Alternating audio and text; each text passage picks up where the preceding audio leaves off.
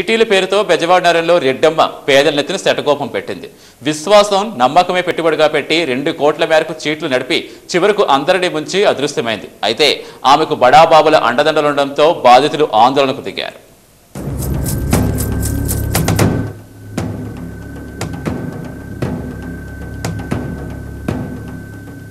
విజయవాడ నగరం పాత బస్తీలో చిట్టి నగర్కు చెందిన రెడ్డమ్మ అనే మహిళ గత 2 దశాబ్దాలుగా చీట్లు వేస్తుంటుంది. ఎంతో నమ్మకంగా ఎవరి డబ్బులు వారికి ఇవ్వడంతో ఆమెకు ఆ ప్రాంతంలో మంచి పేరే వచ్చింది.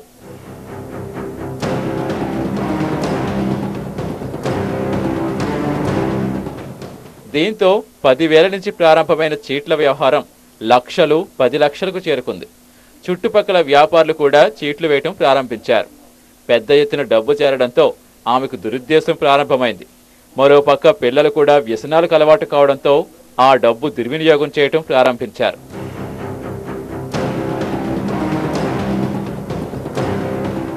దీంతో 2 రోజుల క్రితం రెడ్డమ్మ బిచానా ఎత్తేసి రాజకీయ నాయకుల అండతో రహస్య స్థావరంలో ఉంటుంది. ఈ విషయం తెలిసిన బాధితులు రెడ్డమ్మ ఇంటి వద్దకు చేరుకుని ఆందోళనకు దిగారు.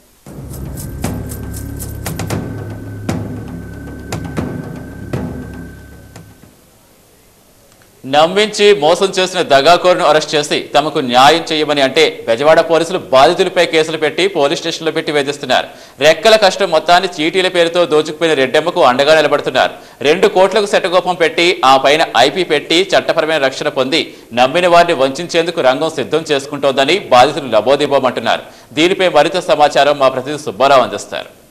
విజయవాడ నగరంలోని పాత బస్తీల్లో రెక్కాడితే డొక్కాడినటువంటి కార్మికులు చిన్న చిన్న వ్యాపారస్తులంతా కూడా తమ సంపాదించినటువంటి డబ్బంతా కూడా దాదాపు చిట్టీల రూపంలో దాచుకొని తమ పిల్లలకు లేదంటే తమ నివాసాల నిర్మాణాలు కానీ మిగిలినటువంటి ఏదైనా ఉపాయాలకు ఉపయోగపడే చిట్టు తెస్తున్నారు. దాదాపు వీరంతా కూడా కనిమర్ల విజయలక్ష్మి వరలక్ష్మి అలియాస్ రెడ్డమ్మ అనేటువంటి ఒక మహిళ దగ్గర పెద్ద ఎత్తున చిట్లు వేస్తారు. దాదాపు ఈమె దగ్గర 10,000 నుంచి దాదాపు 5 లక్షల రూపాయల వరకు చిట్లు వేసినటువంటి పరిస్థితి కనిపిస్తుంది. ఈ చిట్లు వచ్చిన డబ్బంతా కూడా ఈ రెడ్డమ్మ గత కొంతకాలంగా తన సొంత ఆస్తులు సంపాదించడానికి ఉపయోగించుకుంది. వాటిని ఇప్పుడు ట్రాన్స్ఫర్ చేసింది వేరే తన బంధువుల పేరు పూర్తిగా ట్రాన్స్ఫర్ అయిన నేపథ్యంలో చిట్లు చెల్లించకపోవడం, చిట్లన్నీ కూడా పెద్ద ఎత్తున నిలిచిపోవడంతో బాధితులంతా కూడా పెద్ద ఎత్తున చేస్తున్నారు. వీరితో మాట్లాడదాం. చెప్పండి, దాదాపు పరిస్థితి మీ పరిస్థితి. సార్, మేము పరిస్థితుల్లో మేము నమ్మి దాదాపు ఒక 2-3 సంవత్సరాల నుంచి చీటీలు కడుతున్నామండి. చీటీలు కట్టి మేము మాతో పాటు కూలి పని చేసుకొని 4 పని చేసుకుని ₹1 ఇళ్లలో పాచి పని చేసుకుంటే ₹1 సంపాదించుకొని ఆమె దగ్గర కడితే అన్యాయంగా డబ్బులు దాదాపు 2,50,00,000 నుంచి 2 కోట్ల వరకు అందరినీ ముంచేసి గత 4 నెలలుగా ఇస్తాను సానురహితంగా ఇస్తానని చెప్పి అందరూ మోసం చేసుకుంటే ఈ రోజు వచ్చేసరికి 3 నెలల నుంచి కనిపించకుండా పోయిందండి. 3 నెలల నుంచి కనిపించకుండా ఆమె గురించి ఆడవాళ్ళు అందరూ వెతుకుతూ ఉంటే సత్తారు ఖలీల్ అనే అతను మేము అప్పచెప్తామని చెప్పి 3 నెలల నుంచి మాతో హామీ ఇచ్చకుండా వచ్చి నిన్న 16వ తారీఖు సిపిఎల్ ఆఫీసులో అప్పచెప్పవలసి ఉండగా సత్తారు కనిపించకుండా పోయి మేము హోటల్కి పోయి అడగ్గా సత్తా రెడ్డమ్మ గారు ఏరని చెప్పి అడిగితే రివర్స్ ఆడవాళ్ళ మహిళల మీద మగవాళ్ళ మీద అందరి మీద వేరే కేసులు పెట్టి అనవసరంగా పోలీస్ స్టేషన్లు ఇరిగించే రాత్రి 1-2 వరకు ఆడవాళ్ళని చూడకుండా పోలీస్ స్టేషన్లు పెట్టారండి. న్యాయం కోరిన వాళ్ళనే కావాలని శిక్షిస్తున్నారు. ఏం న్యాయం అండి ఇది? మాకు న్యాయం కావాలని చెప్పి మేము న్యాయం గురించి వెళ్తే న్యాయం అడిగినందుకు మమ్మల్ని లోపల పెట్టారు, మా మీద రివర్స్ కేసులు పెట్టి.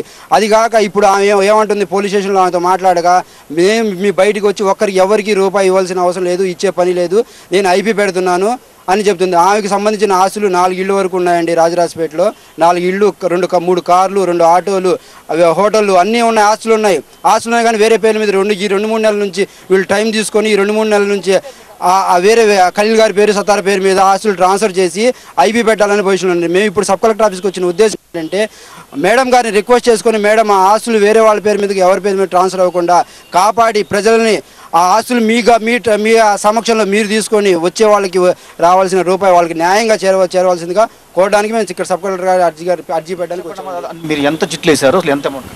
మేము చీట్లు వేసామండి, 3 లక్షల చీట్లు వేసామండి రెడ్డమ్మ దగ్గర వేసి మేము 3 సంవత్సరాలు కడుతున్నామండి. చీటీ ఒకటి కూడా తీసుకోలేదు. లాస్ట్ చీటీ తీసుకుందామని అలాగే ఆగామండి. ఆగి తీరా 3 నెలల నుంచి రంజాన్ నెల నుంచి కనిపించడం మానేసిందండి. ఆమెని ఎస్కేప్ చేసేసారు. ఎవరు? ఖలీల్, సత్తార్ ఇద్దరేనండి. అసలు సత్తారే ఆ రెడ్డమ్మకి బాకీ ఉంటే ప్లస్ ఆమె ఏం చేసింది, ఈయన సపోర్ట్ మాట్లాడుతున్నాడని ఆమె తీసుకెళ్ళి దాచేశారు. దాచింది ఎవరు? ముఖ్యంగా ఖలీల్ వాళ్ళ ఇంట్లో ఉంచుకొని కూడా మొన్న ఇక్కడ కలెక్టర్ ఆఫీస్లో మేము అర్జీ పెట్టుకున్నాం. అక్కడికి తీసుకురాకుండా ఆమెని వాళ్ళ ఇంట్లో పెట్టుకుని మాకు తెలియదని చెప్పి చెప్పాడు ఖలీల్. అసలు ఆయన సంబంధం ఏంటి ఖలీల్ రావడానికి? ఆయన సంబంధం ఉంది కాబట్టి ఆయన వస్తున్నాడు. అలాంటప్పుడు మాకు న్యాయం చేయాలి కదండి. ఆమెకి వేరే వాళ్ళు డబ్బులు ఇవ్వాల్సి ఉంటే వెళ్ళి ఖలీల్ నిల్చొని వాళ్ళ దగ్గర కారు ప్లస్ ఇంటి స్థలాలు కాగితాలు రాపించుకున్నాడండి. అలాంటప్పుడు మా డబ్బులు కూడా మాకు న్యాయం చేసి ఇప్పించాలి కదా. మాకు ₹1 ఇప్పించుకున్న ఆడవాళ్ళకి ఏం చేస్తారమ్మా, ఎవరు ఏం చేయలేరు, మాకు మీరు ఎక్కడికి వెళ్తారు ఎక్కడ వెళ్ళని అంటున్నారు. మేము 2 టౌన్కి వెళ్ళి మొన్నే కేసు పెట్టామండి. కేసు పెడితే తీరా వచ్చి మా మీద రివర్స్ పెట్టారండి. ఎవరు సత్తార్ వాళ్ళ తమ్ముడు ఉస్మాన్, అక్కడ ఉన్న కుర్రోళ్ళందరూ వచ్చి మా మీద దొమ్మి చేశారని మా మీద రివర్స్ కేసు పెట్టారండి. ఆడవాళ్ళు వెళ్ళి మొగల మీద దొమ్మి చేస్తారు, మొగలు మా మీద చేస్తారండి. మగవాళ్ళు మేము వచ్చి మా మీద రివర్స్ అయ్యి వాళ్ళు మాట్లాడి ప్లస్ మా మీద 5గురు మేము ఇలా వెళ్తే మేము ఆడవాళ్ళందరికీ వాడు రివర్స్ అయిపోయి మా మీద కేసు పెట్టారండి. మాకు ఇప్పుడు మేము కలెక్టర్ అమ్మ దగ్గర ఏంటంటే మాకు న్యాయం జరగాలి. ఆమె ఐపీ పెడతానని అంటే అక్కడ 2 టౌన్ వేస్తాయి తీసుకున్నారు, అది అర్జీ తీసుకున్నారు. మేము చూస్తామమ్మా ఏదో మా తరపు మాట్లాడుకున్న ఎంతసేపటికి రెడ్డమ్మ వైపు మాట్లాడుతున్నారు. కానీ మాకు న్యాయం జరిగేటట్టు చూడాలండి. మాకు చెప్పండి అమ్మా, దాదాపు మీరు ఎంత వేసారు చిట్లు? మీకు ఎంత రావుతుంది? మేము 1,20,000 ఒకటి, 1,20,000 ఒకటి, 3 లక్షల చీటీ ఒకటి వేసామండి. లాస్ట్ వరకు వచ్చేసాయి. 3 lakhsది 10 months కట్టాము. కట్టిన తర్వాత ఇస్తాను 1 నెల టైం ఇవ్వండి అన్నారు. సరేనా ఊరుకున్నాం. మళ్ళీ తర్వాత ఇమ్మంటే నేను ఇవ్వను అని చెప్పేసి చెప్పింది. ఆ తర్వాత పోలీస్ స్టేషన్లో కంప్లైంట్ ఇస్తే అసలు చీట్లు వేయడం మీదే తప్పు, మీరు ఎందుకు వేసారు, అసలు మీ మీద కేసు పెడతామని అన్నారు. అసలు వీళ్ళు అక్కడికి వెళ్ళిన తర్వాత వాళ్ళతో హ్యాపీగా మాట్లాడుతున్నాను, మా దగ్గర కేసు తీసుకోవడానికి కూడా వాళ్ళు రాలేదు.